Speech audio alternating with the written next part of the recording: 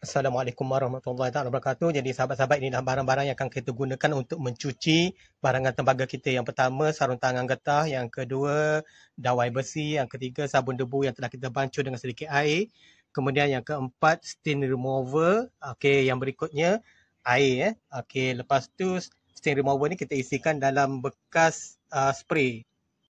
Okey, sahabat-sahabat, ini dia barang tembaga yang akan kita bersihkan nanti ya. Lihat nanti sebelum dan selepas kita buat cucian.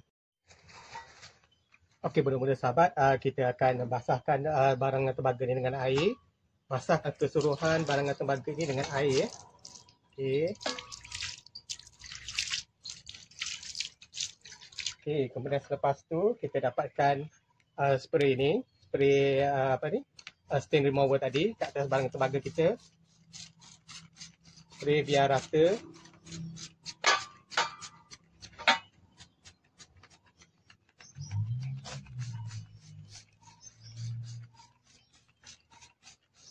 Okey, kemudian bila dah spray tu, okey, kita dapatkan sabun ni yang telah kita bancuh dengan air tadi.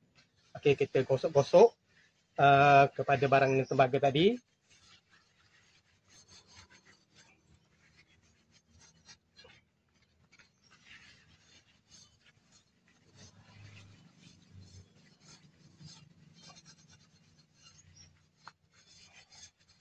Jika masih belum berkilat, kita ulangi proses tersebut sehingga barangan tembaga tersebut nampak berkilat ya.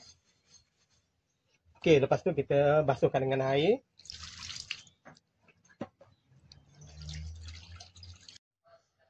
Inilah barangan tembaga kita yang telah menjalani proses penyucian. Jadi selamat mencuba sahabat-sahabat semua.